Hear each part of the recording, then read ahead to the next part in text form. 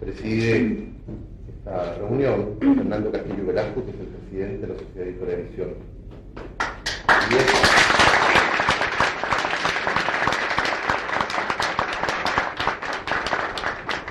El protocolo nos llena de problemas porque estamos en la presencia de embajadores o de representantes diplomáticos de diversos países.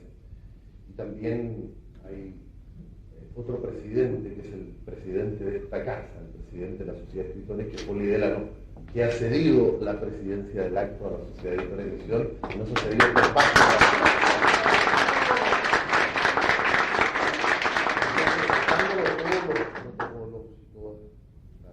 vamos a hacer el acto como corresponde a una fiesta, lo más sencillo posible para que podamos alegrarnos, porque esta es una fiesta de la poesía y una fiesta de la literatura, el poder encontrarnos con tanta gente que goza con estas cosas, que goza con la esperanza de que se siga escribiendo en la patria.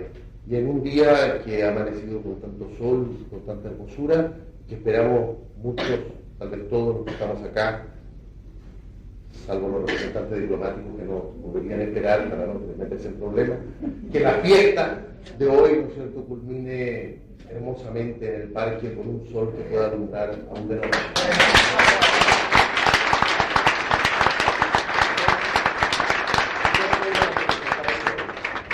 Un libro del poeta Andrés Sabela, un libro de Ligeia Valladares, va a presentar el libro de Andrés Sabela, Don Radomiro Tokovich.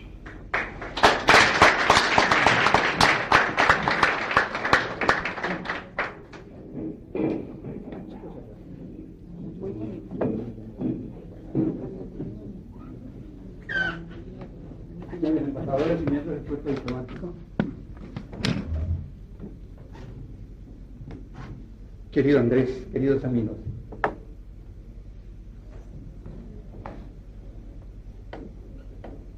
Presentar un libro supone inevitablemente 3 hitos de referencia. El libro, el poeta en este caso, y finalmente el hombre. Son los 3 referentes, para usar este neologismo probablemente bárbaro en que nuestros políticos logran eternizar sus diálogos y oxigenar a la dictadura. Son los 3 referentes que en este caso, afortunadamente, no contienen elementos de contradicción, porque entre el libro de poemas A las puertas del alma, el poeta que se transfigura en ese libro, Andrés Sabela, y el hombre en la profundidad de cuya autenticidad se nutre la poesía verdadera, porque si no es simplemente un juego de prestidigitación, artificios sin mucho significado. Entre estos 3 hitos hay una comunión indisoluble. Yo tengo el privilegio, escúchenme que presente así mi intervención, tengo el privilegio probablemente en esta sala de ser quien conoce y quien ha compartido en larga medida la aventura de vivir desde hace más tiempo Andrés Sabela. Nos conocimos literalmente cuando niños. Ambos somos de Antofagasta, ambos estudiamos en el mismo colegio, fuimos compañeros de curso. Entonces nuestra amistad es una amistad que cubre un arco de más de 60 años. Es un privilegio,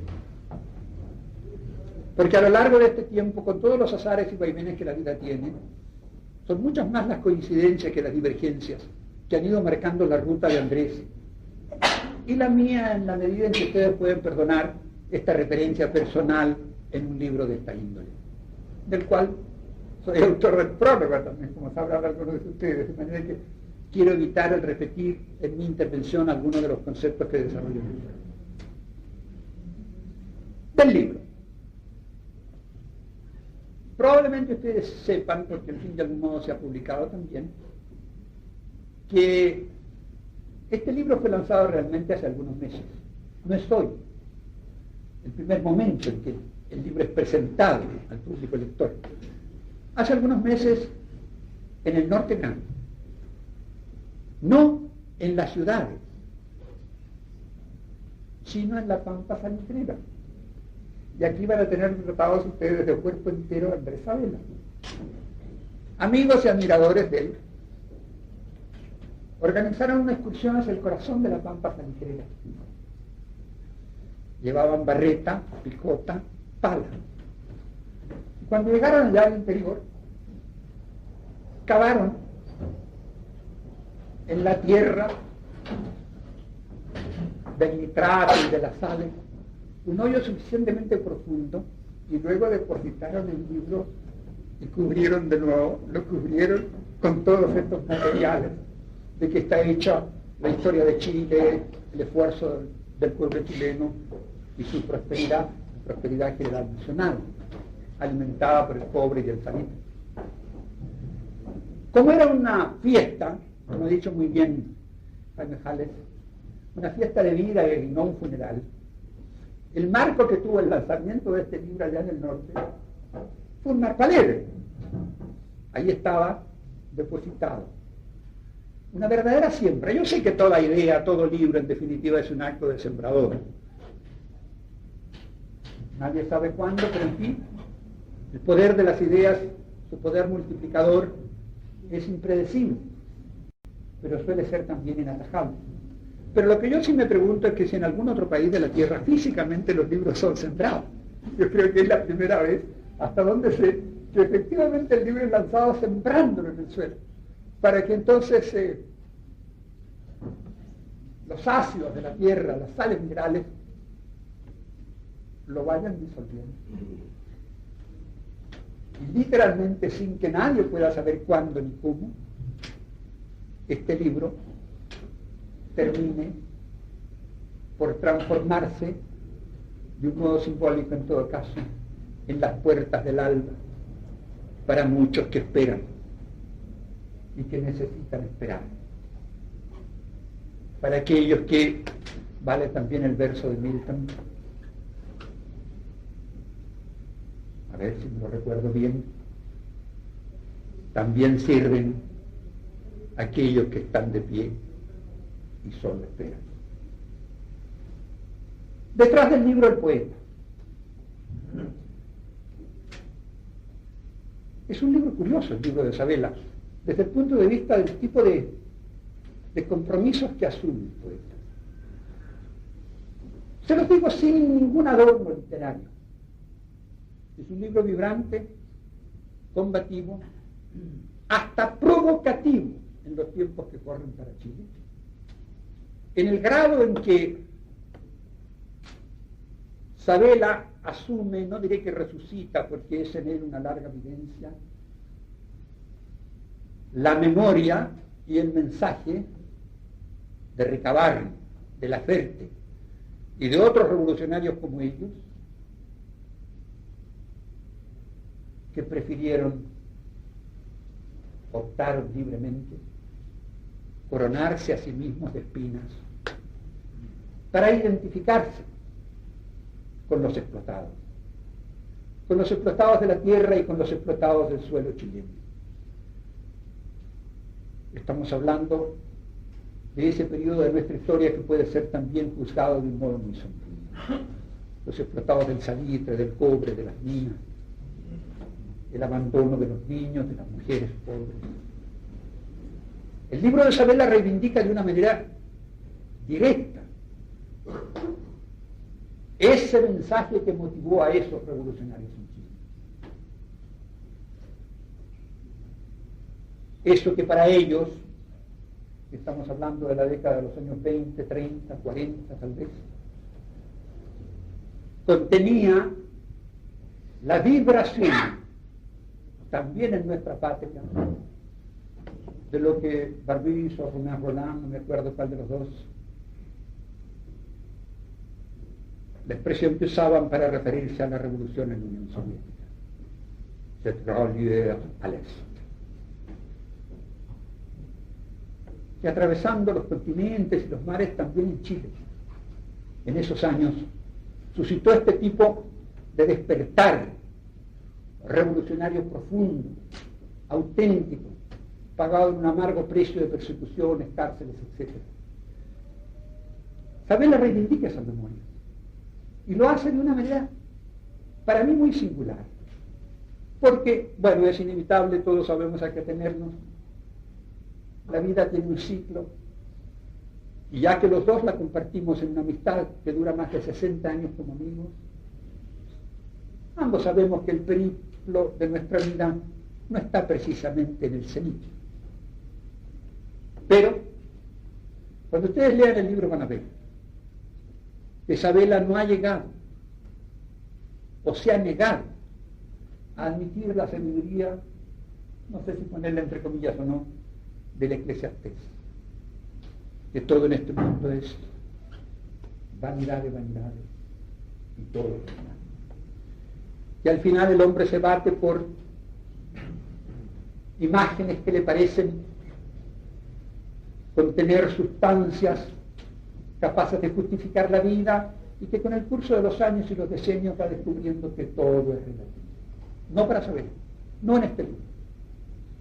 Reivindica con una frescura de espíritu absolutamente juvenil lo que uno podría llamar David el niño con su piedra en la onda, la adolescencia de Lautaro con la lanza en la mano, la rebeldía de Espartaco,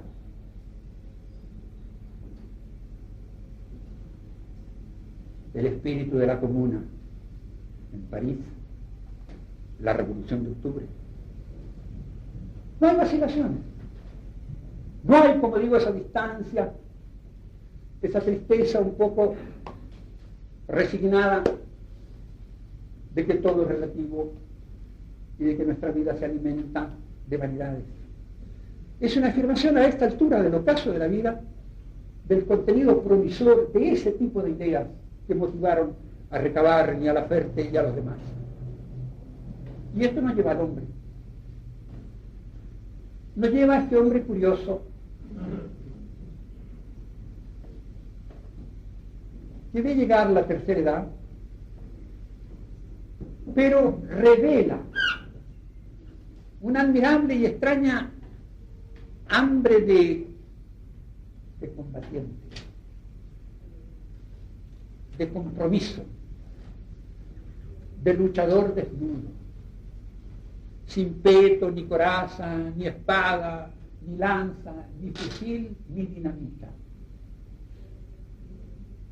pero luchador temible, porque en la medida en que su autenticidad se expresa a través de su pluma, al servicio de estas causas, de esta visión del futuro, de la humanidad del hombre mismo, se transforma en un temible combatiente, porque por su pluma hablan centenares de miles, si no millones. Aquí están, pues, la trilogía, los tres términos de referencia a que aludía al comenzar mis palabras: el libro, el poeta, el hombre mismo. Otros, también yo, podríamos extendernos largamente sobre muchos otros aspectos de la personalidad, de la vivencia y de la obra de Andrés Sabela. Pero debo terminar, y quisiera terminar saludando a este amigo de toda la vida, Andrés. Saludándolo primero por esta capacidad para dar a su flauta, la flauta mágica del poeta, una autenticidad tan honda y tan persistente a lo largo del tiempo y de la vida. Felicitarlo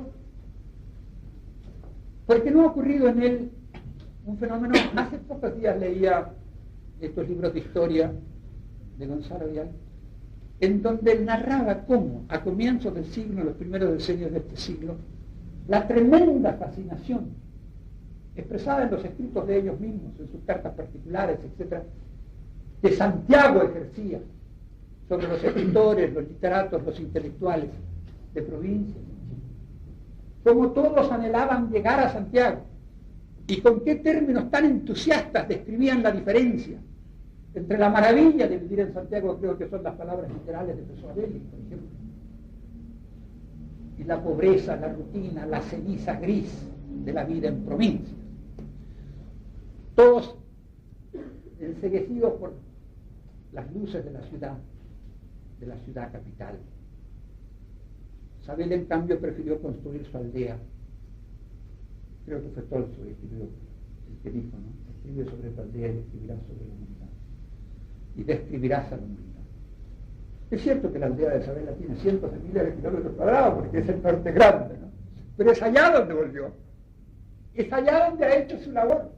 Es allá donde ha justificado su vida de artista y de creador. Fue allá en Antofagasta, y en el norte grande, donde decidió libremente vivir, crecer, servir, crear. Por eso hoy, sin exageraciones de ninguna índole, saludamos en Sabela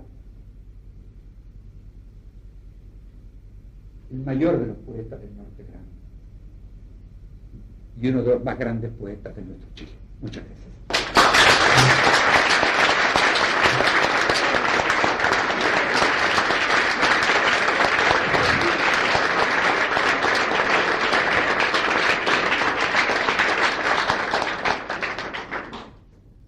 Y a continuación, don Andrés Herrera.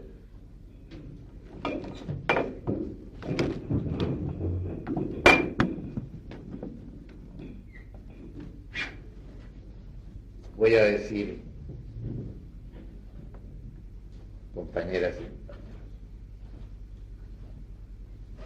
creo que ustedes entiendan muy bien que después de las palabras de un provinciano con relieve universal, es muy dura la tarea para un provinciano que sigue siendo un provinciano, que trae el perfume del yodo, el perfume del mar hasta ustedes. Muchas razones hacen que esta mañana sea para mí un premio no esperado, pero que encontrado así en la generosidad y en la presencia de ustedes, adquiere para mí una fuerza extraordinaria, la fuerza de la verdad del corazón que nos une esta mañana en torno a grandes sentimientos que encabeza en este caso la poesía, pero que por lo que está escrito en mi libro se prolonga en otras causas que para nosotros son sagradas. La causa de justicia que cimenta la libertad, la causa de la libertad que cimenta la paz. Y estas han sido las sendas por las que nosotros, Radomiro, yo y nuestros compañeros de curso, hemos seguido a lo largo de esos 60 años que parecen tantos y que esta mañana se reducen en una emoción palpitante de hombre. Por eso quisiera decir algunas palabras sobre estos dos provincianos, que estamos no solamente ahora juntos al banco de clases y a los recordados e inolvidables curistas alemanes que nos enseñaron algo. Desde luego nos enseñaron a ser antinazis, y eso era muy importante. Y ahora estamos unidos en un libro, y quiero hacer aquí una primera aclaración de compañero, que se lo debo a él y se lo debo a ustedes. Durante muchos años, y esto lo contaba ayer con mis compañeras de análisis, yo no pude contraer matrimonio con la niña, que seguramente Ramiro recuerda, que era la niña de mis ojos cuando yo estudiaba. Me cogió la bohemia, después entré a la política. Y si no me olvidé de la niña, no volví por la niña. Pasaron 40 años, nos volvimos a encontrar. Y como yo no podía darle mi apellido, le dediqué todos mis libros que fui publicando. Y le dije, es lo único que te puedo regalar, que tu nombre esté en el cabezal de mis libros. De esta manera vamos a estar juntos en lo mejor de nosotros, en el espíritu, en la poesía. Pues bien, algo de eso hay también en el prólogo de este libro. Cuando se habló con Juan Pablo, a quien quiero públicamente agradecer su gentileza y generosidad para acogerme en análisis y permitirme que esté con ustedes esta mañana, cuando conversamos con él sobre un prólogo, no hubo ninguna vacilación. El prólogo tiene que ser de Ramiro, porque en este libro precisamente quiero que nos volvamos a reunir, que volvamos a ser los compañeros que de delantal leíamos a Jorge Huysmans, leíamos al Cazor de Huidobro y dábamos unos exámenes que hicieron historia ante comisiones de señoritas bien y mal dispuestas para los hijos de cura que éramos nosotros. Ramiro, estoy orgulloso de que aquí el prólogo sea tuyo, porque detrás del ciego, como decíamos en el curso, están todos nuestros compañeros. Está Antuco Bodanovich, que se nos fue, pero está el Cholo Miralles, que sigue siendo un excelente periodista. Está Pepe Ronchetti, está Pepe Marul Santa María, está Pedrito González Quirós, estás tú, estoy yo, y hay un retrato que tú tuviste también la generosidad de publicar durante tu campaña, en que nosotros estamos en clase y hay un gordito con una corbata llorona que está indicando, la única vez que indicaba en clase, para darse importancia en la fotografía. Ese gordito te llevó a ti en 1929 como a los compañeros Carcaj. Y en Carcaj creo que estamos todos nosotros, creo que estamos todos los hijos de la Ciudad Roja, que así llamaban a nuestro Antofagasta, y espero que así la sigan llamando. Digo que en esas hojas de Carcaj cabe toda nuestra vida, cabe también un juramento que nos hicimos y del que venturosamente no hemos renunciado ni renunciaremos. Terminaba aquel prólogo de Carcaj mío: respetar las caídas, ser baraja de gitanos, despreciar los burgueses. Nuestro querido José Florian Brimer, el rector, me llamó para conversar de qué significaba aquello. Yo confieso que no sé lo que contesté, pero hoy día sí que sabría, y sabría decirle, y se lo estoy diciendo en la distancia, y él estará muy cerca de Dios seguramente. Decirle que mi desprecio a los burgueses es por su espíritu menor, de tantos por cientos, de metraje, fenicio. Por eso, nuestro primer anatema fue ese. Y aquí una anécdota que me parece importante. Cuando le llevé ese ejemplar a mi padre, que me había ayudado, sin saber a lo que se comprometía, a pagar la edición, venturosos tiempos en que las ediciones costaban 80 pesos, miró, leyó, y aquello, despreciar los burgueses, lo obligó a decirme: y hay burgueses idiotas como yo que te pagan para que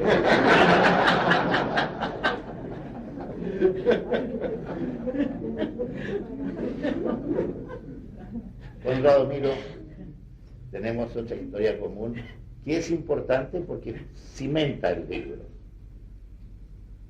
Desde que estábamos en quinto año de humanidades, empezamos a combatir las dictaduras militares.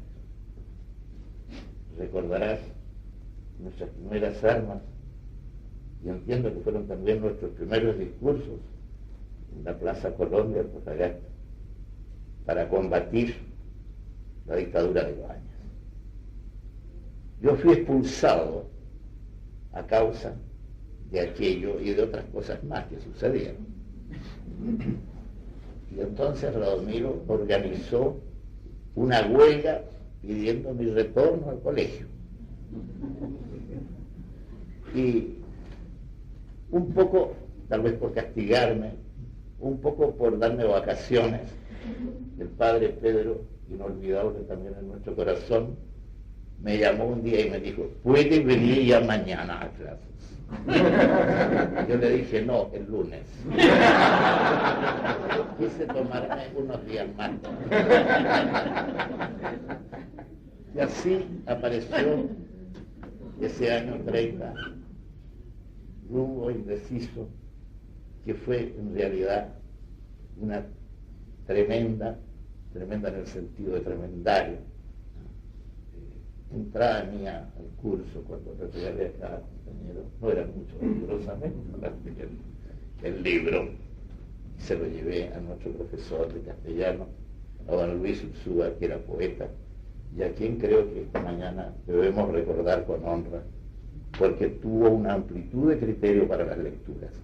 Y yo me atrevería a decir que antes que muchos poetas huidobreanos, nosotros habíamos leído ya los manifiestos de Huidobro y teníamos el privilegio de haber leído Altazor. Cuando llegamos a la universidad y hablamos de Altazor, hubo gente que no lo conocía y a quienes nosotros les prestamos el libro para que viesen esa acción de Vicente. Llegamos a Santiago, y esto también tiene importancia para el libro y no es anécdota pura, sino que es pura anécdota, a la calle Carmen 327. Éramos provincianos, creo que teníamos el mismo susto de abrir un paraguas, porque no sabía cómo era eso de conducirlo por la calle. Pero en fin, empezamos la batalla por la ciudad y la batalla por la educación. Y esto lo cuento ahora sin ninguna soberbia, porque ya después de los 20 años no hay que tener soberbia y nosotros tenemos un poco más de 20 años. Tuvimos una honra con el ciego. Entramos entre los 20 alumnos escogidos, nada más que por nuestras notas. Yo todavía me pregunto a veces, ¿qué sabía yo entonces? Nada. ¿Y qué sé ahora? Más o menos lo mismo. Pero lo cierto es que el gozo que tuvimos cuando pasamos de la Universidad Católica abajo era muy grande, porque era la provincia un poco la que entraba. Y fuimos a vivir con Radomiro en diversas pensiones, siempre con doña Rosa, le éramos muy fieles a ella, pero ella dejó de ser fiel un día con nosotros, en que llegamos con Radomiro a la hora de almuerzo y encontramos en la calle todas nuestras cosas. Habíamos sido lanzados ante el improperio de las vecinas que nos trataban de explotadores de la pobre señora. Pero los únicos explotados éramos nosotros, que no teníamos a dónde ir. Y es una anécdota que yo siempre la recuerdo, porque me parece que es muy decidora. Decidimos irnos a la casa de un amigo pintor, de Rafael Alberto López, y esta mañana pasé por allí para comprobar si estaba en pie esa casa. San Pablo 1275, en los Altos de la Botica, Ecuador. frente a las fajas Nirvana que yo entiendo que ninguna señora usa.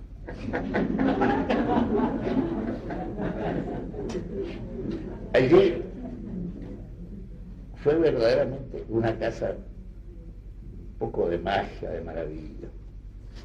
Por ejemplo, teníamos empleadas, lo que ya es bastante decir en estos tiempos. Empezaba también ya la tentación de la calle Bandera, que estaba a pasos nuestros.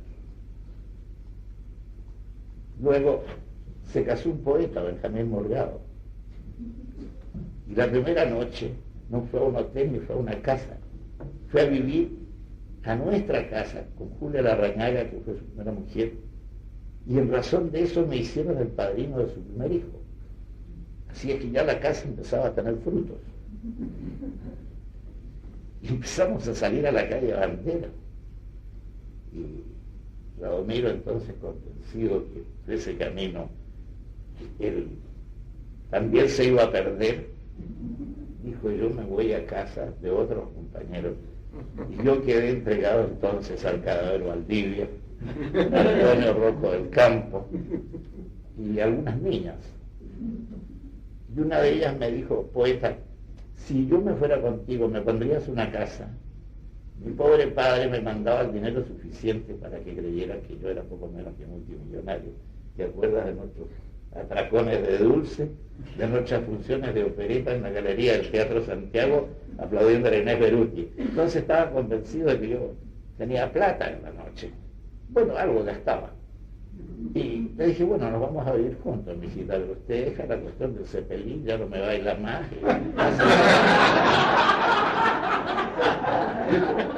A esa casa ya no fue Radomiro. Pero fue, y esto es importante, fue Claudio Costa, fue Juanito Uribe, fue Elio Rodríguez, fue Bolodia. No voy a decir Bolodia Tetecol porque está de más. Entonces Bolodia, el Bolo, se firmaba Valentín. Y yo leyendo a los rusos y conversando con una señora que sabía ruso, me dijo: dígale que se ponga Bolodia y deje el Valentín. Así se hizo. Y le publiqué Poemática del Sueño, el primer poema en serio publicado por Bolodia, en mi número 2 de la revista Asia, donde también apareció un poema de Juvencio. Fue una casa maravillosa, una casa donde establecimos una comunidad de la alegría y de la poesía. Ahora, alguna de ustedes podría preguntar, de las señoras que son las que suelen preguntar siempre: bueno, ¿y los estudios? Yo no sabría decir qué pasó con los estudios. Solo sé que al cabo de muchos meses desperté botando sangre. Fui al médico y me dijo: esta enfermedad tiene un nombre poco prudente para un joven de 20 años. Vuelva hacia su casa, que lo alimenten bien, que le coloquen estas inyecciones y deje a la rubia. Dijo mi padre, cuando la única vez que lo vi enojado fue en esa ocasión: papá, yo no tengo la culpa de ser hijo de palestino. Pero eso no lo convenció, porque estos árabes son toros furiosos en el amor, así. De repente se ponen también un poco cautos. Y después de esta enfermedad, y ahora comienza el libro, hay algo importante, y debo decirlo con honradez y con orgullo. Vuelto a mi pueblo, encontré a un gran amigo, a Solín Juica, a quien tú conociste, y que figura con su nombre en Norte Grande. Y me dijo: compañerito, era su expresión favorita, sé que usted ya no va a misa, ¿por qué no va al Teatro Obrero y toma contacto con nosotros? Y yo cumplí. Y por primera vez escuché la Internacional cantada por el Ejército Rojo. Y por primera vez sentí que había algo más que la rubia y que la bohemia, y que me lo perdone el cadáver Valdivia también. Y empecé a asistir todas las tardes. Los compañeros se interesaron. Me dijeron que por qué no me dedicaba al sistema CUNE, un sistema que ellos practicaban. No tomaban, por cierto, ni siquiera cerveza. Y cuando yo tenía la debilidad de decirle, ¿por qué no tomamos una cervecita? Aparecían unos canutos rojos, horrendos, que no me decían todavía cosas muy pesadas, porque yo no era sino simpatizante. Pero en febrero de 1934, yo pensé que tenía que tener un partido. Y pedí mi ingreso al Partido Comunista de Chile, en el que pienso morir. Eso me acercó a la clase obrera y me llevó de un modo determinante a trabajar la Pampa, a conocer la Pampa, a investigar. Todo ese material lo recogí para Norte Grande. Confieso en la Casa de los Escritores que tuve la ambición de hacer la novela de Chile, porque pensaba que en la novela del Salitre estaba mucho la novela de Chile. Me dijeron cosas muy pesadas. Alón dijo que yo era un gran sapo lírico. Iba a dar un do de pecho y me iba a morir. Y estoy vivo. Otro escritor que después se reconcilió conmigo y le preguntó a su mujer, ¿tiene buena memoria Sabela? No, le dijo. Ah, qué bueno, entonces se habrá olvidado lo que yo le dije. Claro que no me había olvidado. Dijo que para leer Norte Grande había que voltear las páginas con algodón y luego desinfectarse los dedos. Dijeron cosas bastante tontas o groseras, pero los jóvenes estuvieron con el libro, estuvieron los obreros, y ahí está el libro, que tiene un mérito. Le dio el nombre a toda la zona que hoy se conoce como Norte Grande. Yo me sonrío porque ahora hay ropa interior Norte Grande en Antofagasta, hay una conservera Norte Grande, hay una carnicería Norte Grande. Bueno, y eso me alegra, pues, porque digo, mal que mal, están usando el título de un libro, aunque no se vendan mucho ni las ropas interiores ni las conservas. Mi ingreso al movimiento obrero se activó cuando yo volví a Santiago. Y el año 37, por esas casualidades que siempre son de maravilla, yo me fui a vivir aquí a Santa Rosa 203, en la esquina de Tarapacá.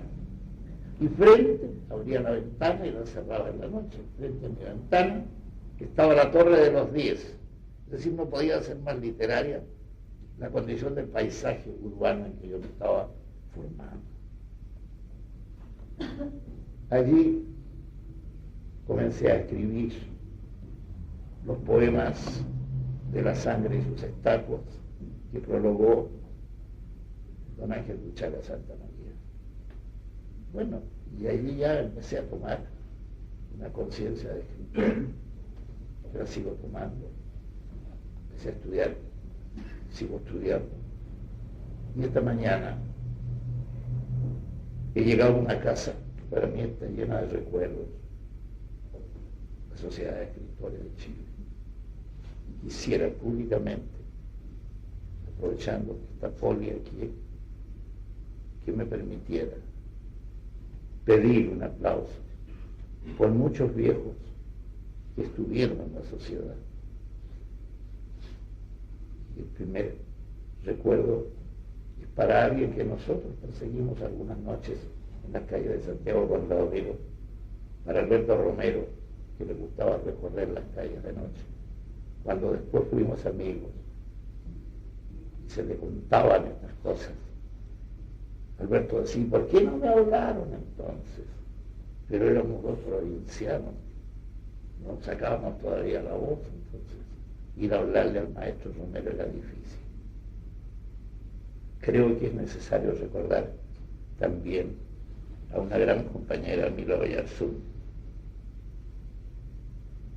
Y en estos recuerdos, a todos los compañeros y compañeras escritores que le han dado a la literatura chilena el prestigio, la solidez y la dignidad que se mantiene en esta casa.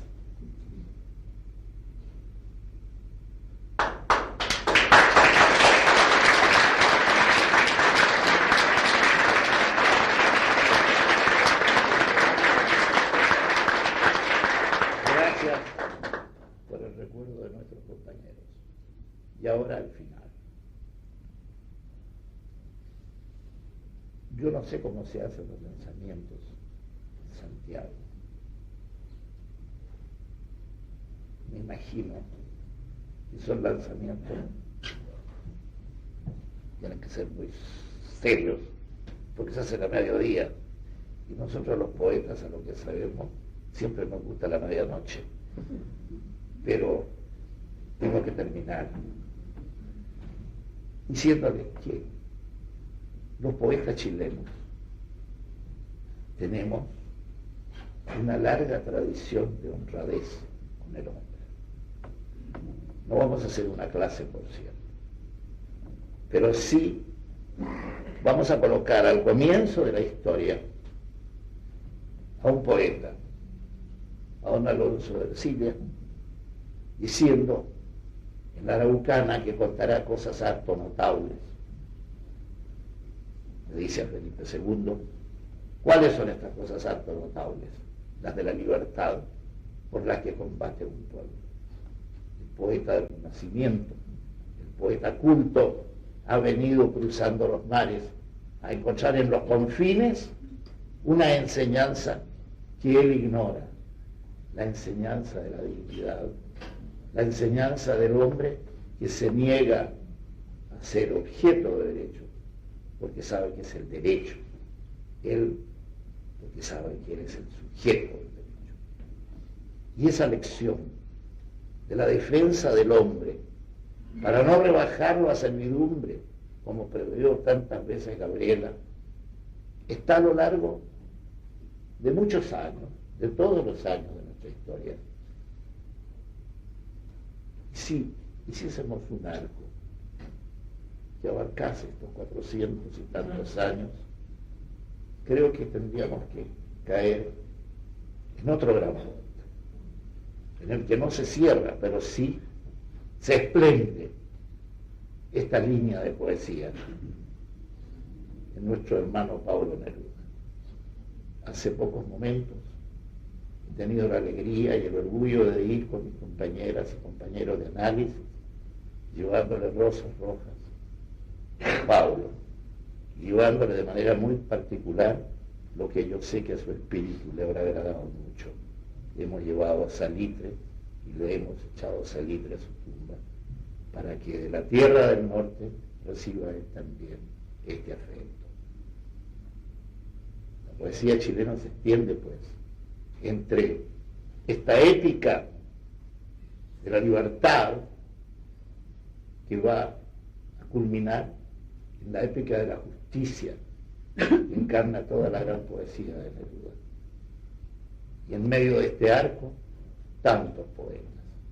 Y quiero de manera muy especial, y sé que María, mi prima, y Juvencio, y Eslava, y otros compañeros de otros tiempos, van a sentir conmigo la alegría de pronunciar su nombre. Pienso en Gerardo Seguer, cuyo horizonte rojo, cuya continuación del horizonte está en esta línea de combate de la palabra puesta al servicio de la palabra digna del hombre. Y este libro, en el fondo, no hace sino que proseguir, no les voy a decir una frase de periodista pobre, en la modestia de mis pobres versos, diré sencillamente en lo que tiene de su contenido, proseguir aquella tarea. No sabría qué leer y esta mañana estuve anotando algo que me parece importante, pero por el tiempo me parece más importante leer un solo poema.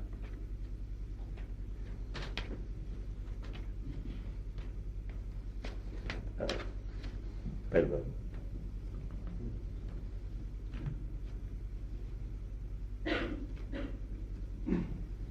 Yo vivo para un tiempo. Perdón. Yo vivo para un tiempo. Este poema está dedicado a Juan Negro, con quien hicimos la revista Expresión al comienzo de la Revolución Española para colocarlo al servicio de las causas de la República. No sé cuál sea la situación de Juan en este instante. En todo caso,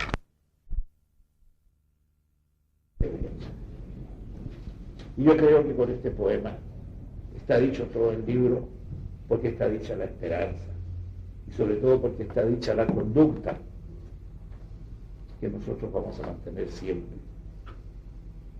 Y ese siempre, que empiece muy pronto. Yo vivo para un tiempo en que la estrella mostrará sus sueños, para un tiempo que no sea propiedad de la muerte. Yo vivo para un tiempo augustamente claro. Por los ríos pasarán las estaciones sin miseria y no habrá ópalos siniestros en el reír del niño. Yo vivo para un tiempo de cristales, para un tiempo del dominio del cordero sobre el oro, de la mano serena sobre la metralla. Yo vivo para entonces. El trigo cabrá en todas las miradas, los pies tropezarán con la alegría.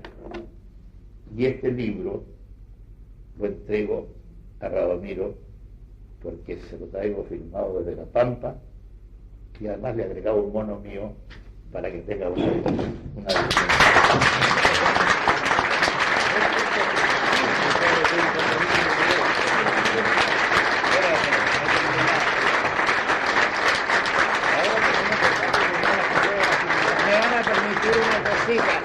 Por favor, no se vayan porque tienen que hacer fuerza. Traigo una piedra. Felizmente no hay vidrios y no se los voy a disparar a ustedes. Traigo una piedra que quisiera que fuera un peñasco. Quiero que con ustedes disparemos esta piedra, esta pequeña piedra simbólica, para derribar la dictadura de Pinochet. Gracias.